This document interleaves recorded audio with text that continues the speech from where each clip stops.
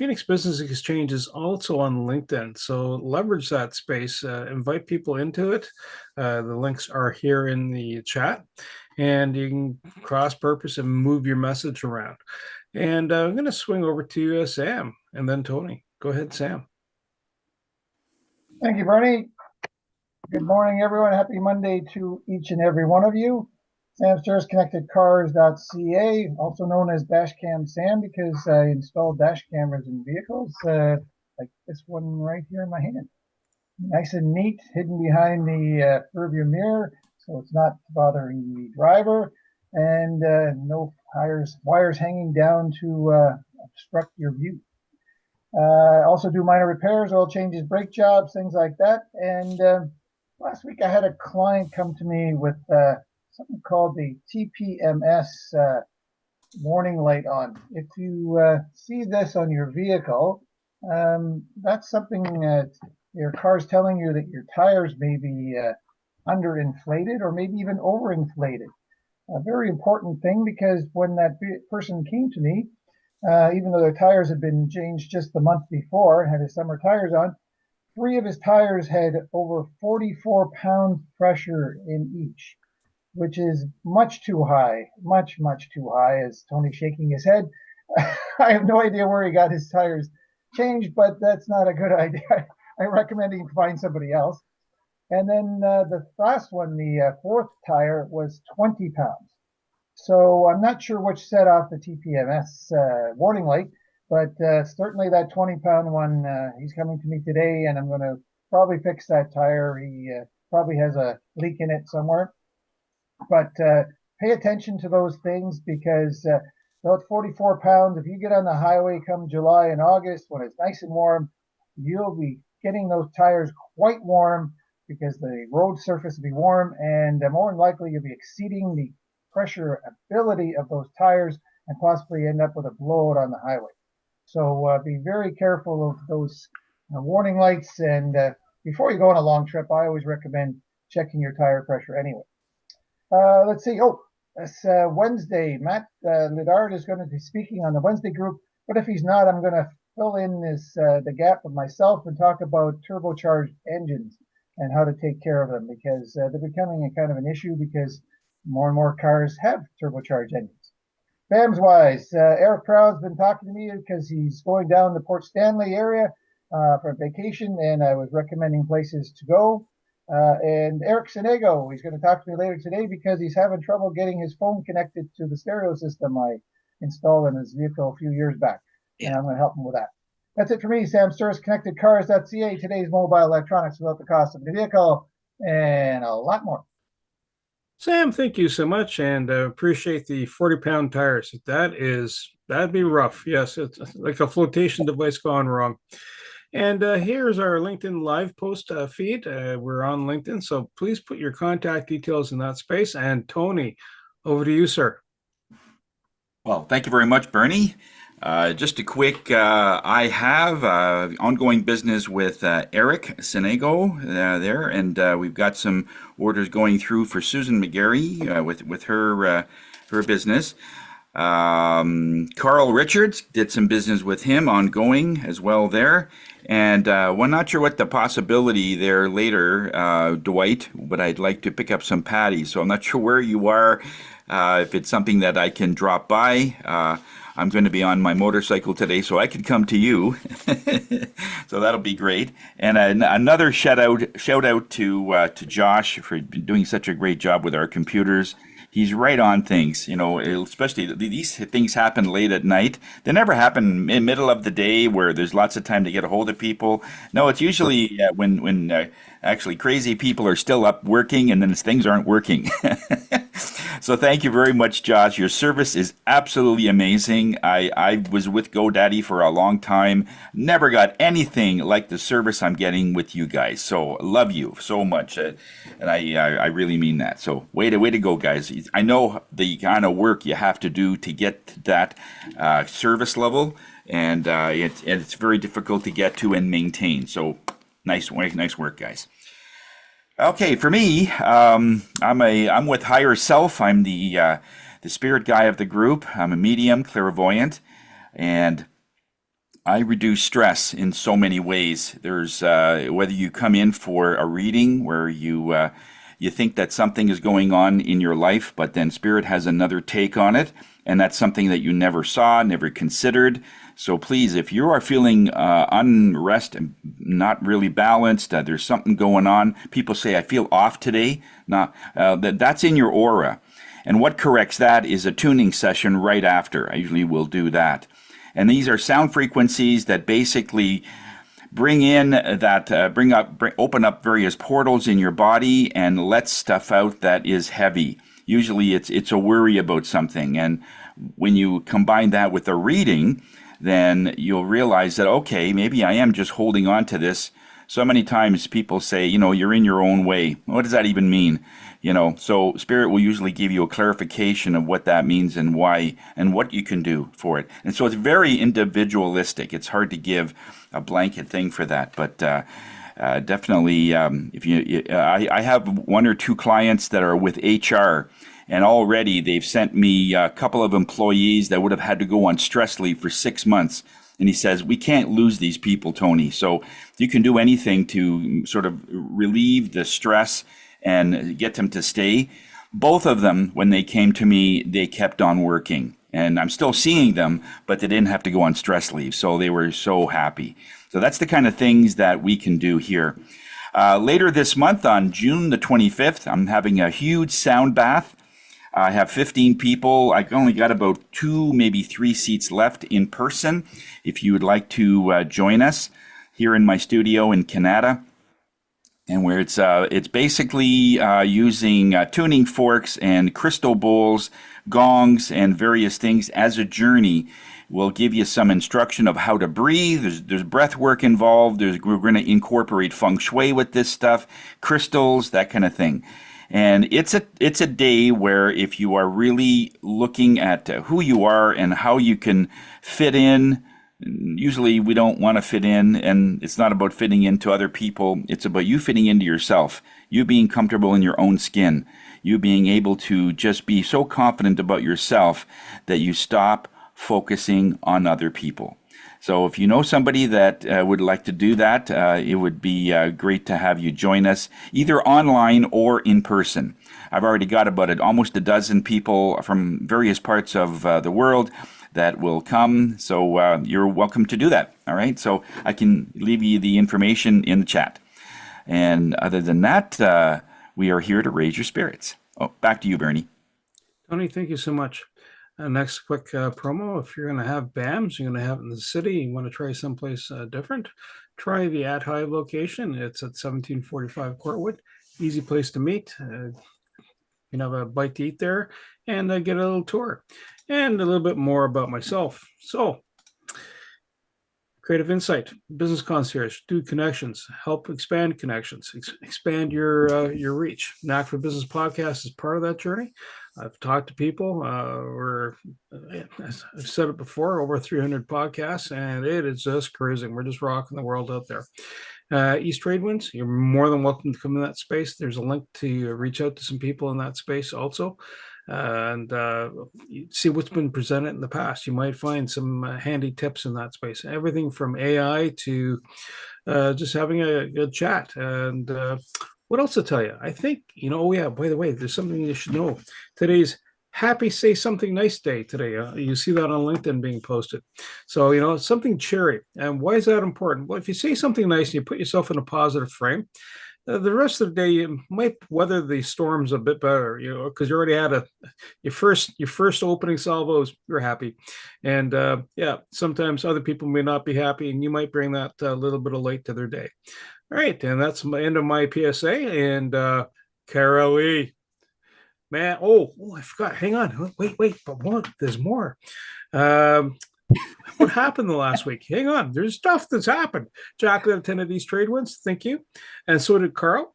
And then I did a connection for Shane, and then I did 2 referrals for Carl and had a BAM with Carl. And that's it. Carol Lee, over to you before I find more stuff to yammer about. Wonderful. Well, thank you all, and I'm sorry I've missed you all the last few weeks. I've been have had a few busy Mondays. I haven't been able to join, so it's great to see everybody today. So I am, I guess, the speaker for today. So I'm going to share my screen, and I hope I do this correctly because I sometimes need a little assistance. Can everybody Starting. see my screen? Press your F5 button now. Oh, hold on now. Sorry. No, It don't says- be. It says I nothing to am apologize. sharing, but I guess I'm not. So what do I do? No, you're need to do sharing. You next? were sharing, but you're just sharing your slide and the notes on the side. If you hit F5, F5. Can I just or at the top Hmm. where it says, slideshow? yeah. Ding ding. I think I got it. How's that? You're not sharing the slideshow, you're sharing the original screen from PowerPoint. Okay. So goodness. Stop share and reshare. Stop share. Let's do And- take two. and- My apologies. Don't be. It's all good. Let's see what I need to do differently. Hit share, but point towards the launched PowerPoint now. Share. I'm back, I think, where I was originally, aren't I, Bernie? Uh-huh. Uh-huh.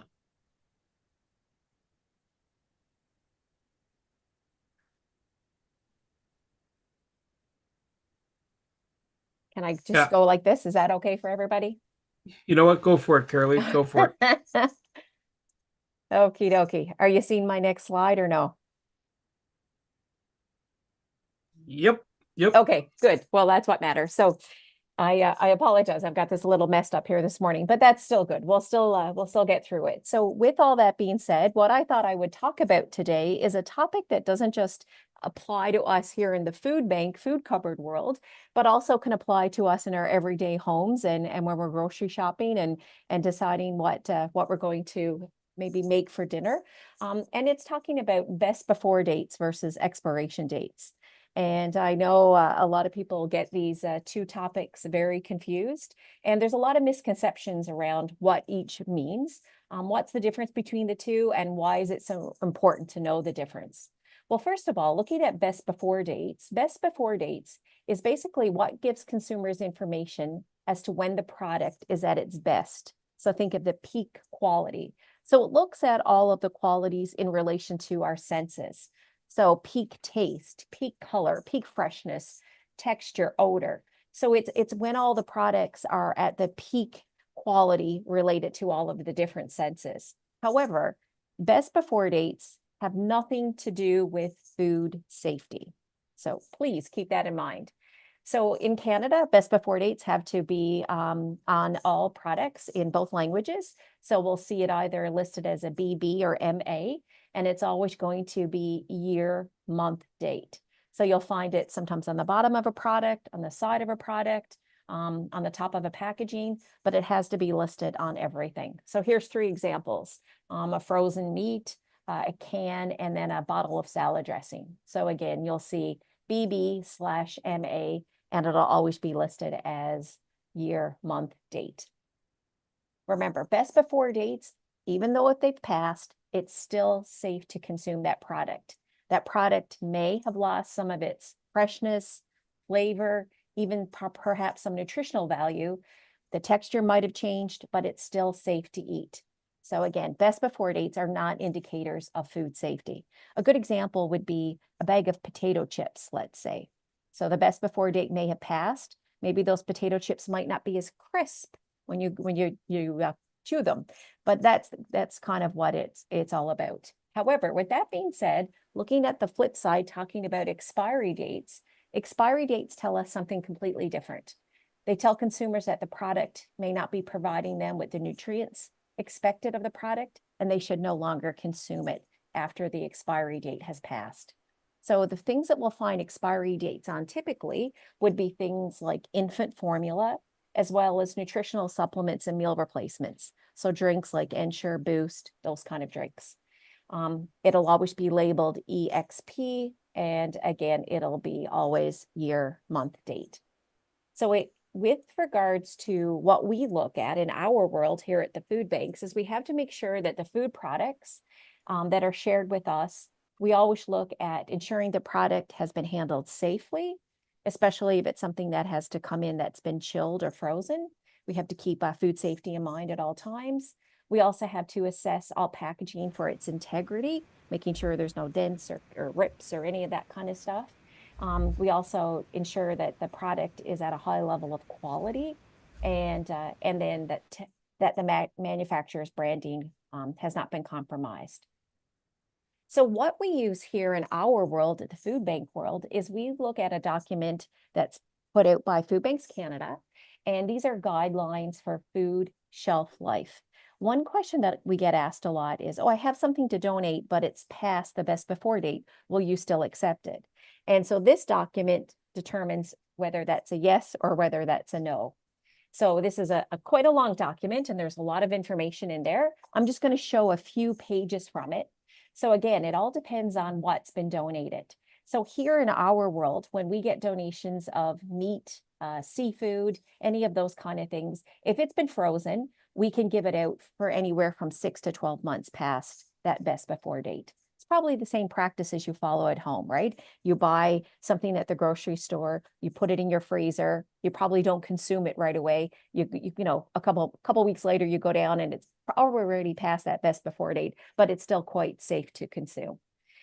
With regards to some other items, we get a lot of donations for things like, sometimes we get yogurt from the grocery stores. It's past date. They can't sell it, so they give it to us. So can we give it out? Well, if it's been refrigerated, we can go 1 to 2 weeks past. So whether that's yogurt, sour cream, any of those cultured dairy products. So again, these are the guidelines that we follow based on Canada's Food Guide recommendations.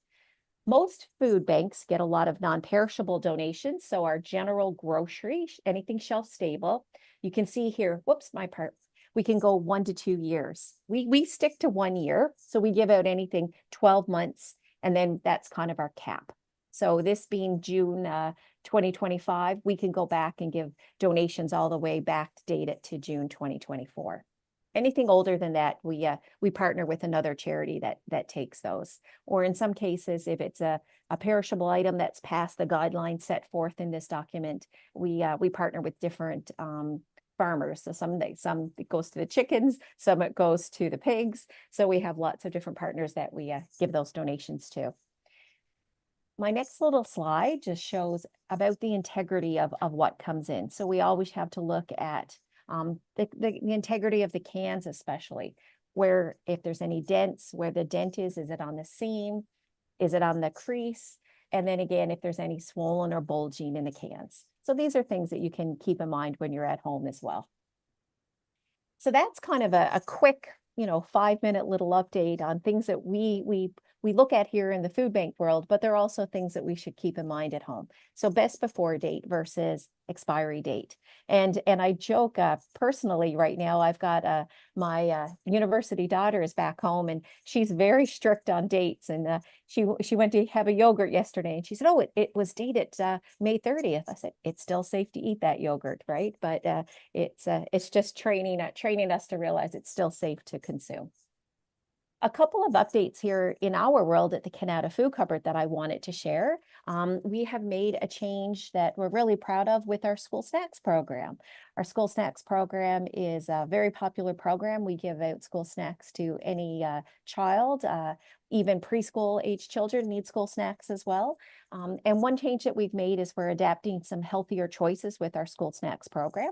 So every child now will receive 1 full box of granola bars or cereal bars. They also will receive 1 full package of fruit cups, as well as 2 individual yogurt cups, 2 individual cheese strings, and 2 individual pieces of fresh fruit. So we've made a change. We're no longer giving out juice boxes. We're trying to promote children to consume water with their snacks at school, which is very important. This program is going to be the focus of our fundraising for this year for the Canada Food Cupboard, because it's going to be a little bit more than what we've budgeted in the past. And another change that we're doing here at the Canada Food Cupboard is we've implemented, we call it Pantry Palooza. So that's an exciting little title for basically overstock is what it means. So anything that we have in abundance here at the food cupboard, we want to make sure that our families can get some of those extra things. It's a great chance to stock up your pantry. So the selections vary week to week. Some week we have lots of extra soup, lots of extra beans, whatever it is. So we give out those extra items to the families that utilize our services. And lastly, this is a very exciting week for us here at the Canada Food Cupboard because it's the official launch of our anniversary. We are turning 40 this year, and we're having our big community barbecue taking place this coming Thursday. It's hopefully the weather's going to cooperate. I can relate to Dwight when he said one of his events recently had a lot of rain. We're hoping the rain's going to hold off on Thursday so we can have a wonderful barbecue with all of our community members and a great chance to celebrate and reminisce all the great work that we've done over the past 40 years. So if you're around on Thursday and you would like to join us, please feel free to come by. All the information's on the Canada Food Cupboard website. And last slide to share this morning with you all is just a little update on some of the big milestones that we have over the past 40 years. Over the past 40 years, we have, I guess, been donated approximately over 5 million pounds of food over the past 40 years. We've received over 5 million pounds. Over the past 40 years, we've received over 400,000 volunteer hours from all the volunteers that have supported us for many, many years. We've been located in 21 different locations throughout Canada. Now, some of those locations are just temporary over the Christmas holidays, but it's great to see when it's all mapped out in on Google, showing all the different pins of all the different locations that we've been. And lastly, this is the slide, the data note that is not surprising. From the 40 years ago to today, there's been over 1,000% increase in the number of families that are utilizing the services of the Canada Food Cupboard. So we've done a lot of great work over 40 years and happy to share it with you all today.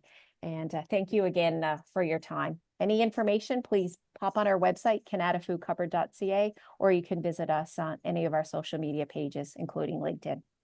Thank you all. Carrie, Does anyone thank you have so any much. questions? I do have a question about the expiry date.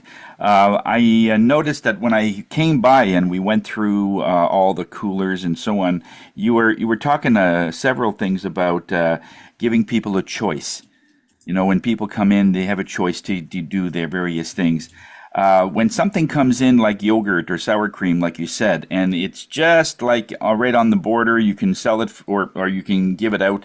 Do you normally suggest those because it is perishable, and you sort of suggest that, yeah, we need to sort of get rid of these as quickly as possible so that you don't want to get to a point where it's not given out or people aren't picking it up and then you'll end up throwing it out, you know? Yes. How do you do that? Yeah, that's a great question. So Tony, when we purchase yogurt and all of the dairy products, so any of the items that we purchase that are future dated, Yeah. those ones go in what we call our choice fridge. Yes, I So understand. anything that's kind of past that 2-week window, the 1 to 2 week window with regards to the best before date, those go in our bonus fridge. So bonus fridge, we allow families to choose what they want based on what their family needs at the current time. But we do try to push things based Yeah. on the dates. So if Yeah, we know yeah, it's yeah. only got 1 or 2 days left, we really push those items in our Okay. bonus. Okay. Yeah. Okay. Yeah. No. Yeah. Okay. All right. Perfect. Go ahead, Sam? Sam. Thank you for your presentation, Carolee, and for what you do in Canada there. You're talking about snacks for school children. Do you actually deliver those to each school for the kids, or how do they get those snacks? No, so it would be when families come to visit us. So we have in-person shopping sessions, or if we have a delivery hamper going out. So when families come, depending on how many children they have, we pack those up, or they get to take them home with them. Thank you. So, Carolee, what kind of foods are you looking for these days? I know it's spring. Well, it's summer basically coming up. Is there a certain need for certain items You had mentioned oranges were hard to get. Are there any other things that is sort of a highlighting at about this time of year that you're looking for? For sure. Great question, Tony. This time of the year, donations are very much down for most food banks across the city. It's the time of the year when it drops over the summer months, but we're already seeing it dropping drastically already. We are in need of all of our canned fruit. We're in need of canned vegetables, rice, as well as foods to promote our school snacks. So definitely our granola bars.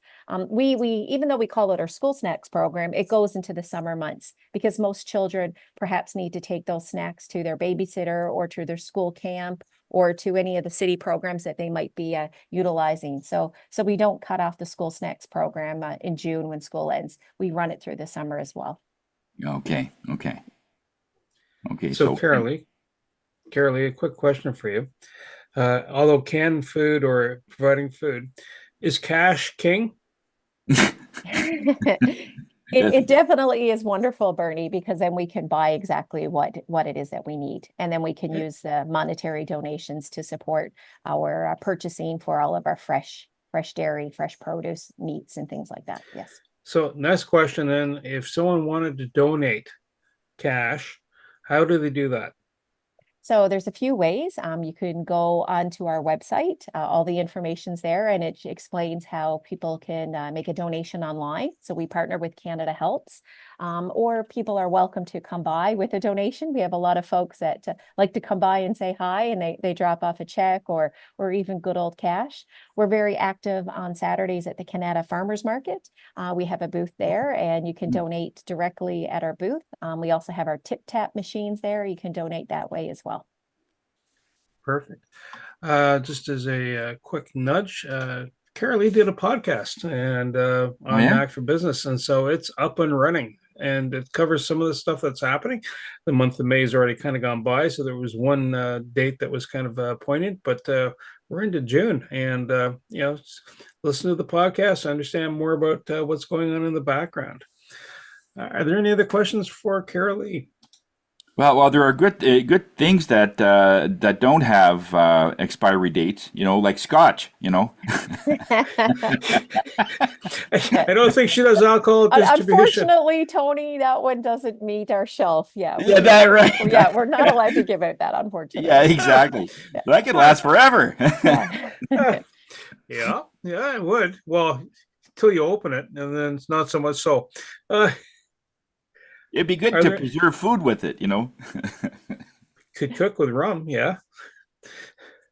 Good. No, that was good. But that's always been a big question about the best before and the expiry date. I've always wondered that myself because it sounds the same, but it's different. I've got some Bach remedies that are probably about 2 years past its date, but the whole solution is in alcohol. That's why I brought it up. And then, but they say they have to, by law, put some date on it. But it could last another 10 years, no problem. It doesn't affect anything. So yeah. But that's good to talk about the expiry date. Thank you. Carolee, thank you so much. Appreciate the presentation. I'm going to close this off with a quote for the day. The real opportunity for success lies within the person and not in the job. Zig Ziglar.